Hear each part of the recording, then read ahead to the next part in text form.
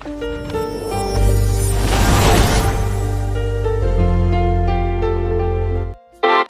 मित्रों, मैं astro vastu researcher हस्तरेखा reader से संजीव। आज की हमारी चर्चा का विषय वास्तुशास्त्र में दुर्घटना या अनहोनी, वास्तुशास्त्र में उसके क्या कारण होंगे, क्या उपाय होंगे, कि हम आज चर्चा करेंगे। वास्तुशास्त्र में अनहोनी या दुर्घटना होने का निर्धारण किया जा सकता है। वास्तुशास्त्र में कुछ द्वार पद पर प्रवेश द्वार होने पर या विपरीत वास्तु संरचना होने पर वह दुर्घटना देते हैं, और यदि केंद्र भी दूषित होता है तो दुर्घटना विभीषक व दर्दनाक होती है। आपकी सुविधा के लिए, समझने के लिए और सीखने के लिए इस वीडियो में वह चित्र मैंने प्रदर्शित किया है जो पदों को प्रदर्शित कर रहा है।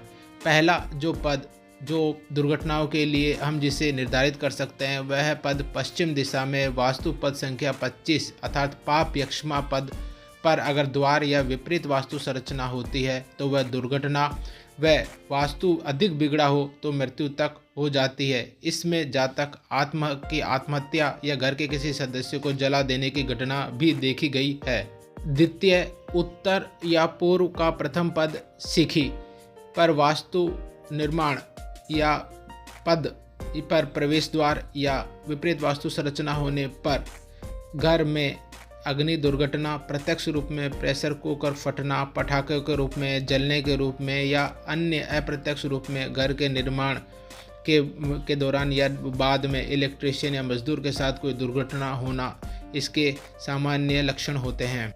उत्तर की दिशा में जो अंतिम पद वायव्य कोण में आता है जिसे रोग कहते हैं, यह पद बीमारी के कारण असामयिक मृत्यु को प्रदर्शित करता है। चौथा जो पद है उत्तर दिशा में नाग पद होता है, जहां पर प्रवेश द्वार विपरीत वास्तु संरचना होने पर जहर खाना, आत्महत्या, विश्वासघात, विषैले जानवर का भय या उससे होने वाले नुकसान, षड्यंत्र से और दुर्घटना संभावित होती है। उत्तर दिशा में अदिति पद पर घर की स्त्रियों के परस्पर लड़ाई झगड़े के कारण परिवार बढ़ते हैं, वह घर में अशांति का माहौल होता है और घर में कोई न कोई दुर्घटना हो जाती है। द्वार जो पश्चिम की तरफ होता है वहाँ पर विपरीत संरचना निर्माण या प्रवेश द्वार होने पर सरकार से दंड या फिर किसी अन्य झगड़ों में, दुर्घटना में मृत्यु तक हो सकती है। वास्तुशास्त्र में दिशा और द्वार विस्तार में दुर्घटना के कारण बन जाते हैं जब हम बिना वास्तु जाने घर का विस्तार या द्वार का विस्तार कर लेते हैं। मान लीजिए पहला हमने अग्नि कोण में द्वार या वास्तु का विस्तार किया है, तो बिजली के जलने से या अप्रत्यक्ष जातक के घर में किसी सदस्य के गर्मी के कारण, निर्जलीकरण के कारण या सूखने के कारण जल को नियंत्रित करने वाले अंग किडनी से जुड़ी समस्या पैदा हो जाती है या किडनी फेल हो जाती है। शरीर में गर्मी जो होती है सुखाने वाली होती है और शरीर को नुकसान देती है।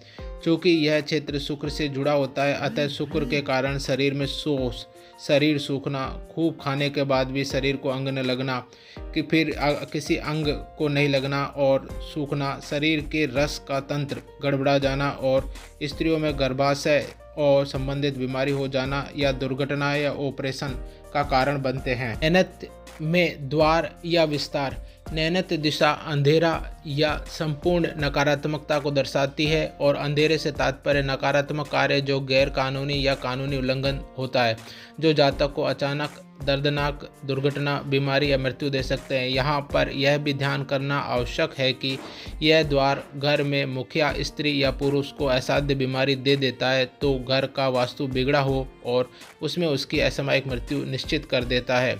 वास्तुशास्त्र में सहायक वास्तु संरचना, ढलान और खालीपन भी महत्वपूर्ण भूमिका निभाते हैं।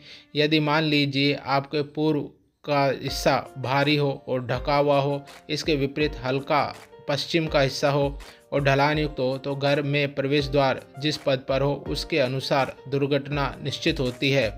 पूर्व में अर्यमा पद व सविता सवितु पद, ये पद अति शुद्ध पवित्र पद मुक्ति में माने जाते हैं। इन पदों पर शौचालय या भारी निर्माण जैसे सीढ़ियों हो तो घर में प्रवेश द्वार के अनुसार दुर्घटना निश्चित होती है। घर के निर्माण के समय दक्षिण में खुदाई प्रारंभ करना किसी न किसी दुर्घटना का कारण भी बन जाता है। जलाशय जो एक वास्तु संरचना इकाई है, केंद्र स्थान में होने पर जलाशय घर में भाइयों में विवाद, लड़ाई झगड़े का कारण या दुर्घटना का कारण बनता है। अग्निकोण में जलाशय होने पर बड़े पुत्र का घर से अलग होना या उसके साथ किसी दुर्घटना को अवश्य देता है तथा पुरुष और स्त्री में अस्थायी बाध्यता भी देता है।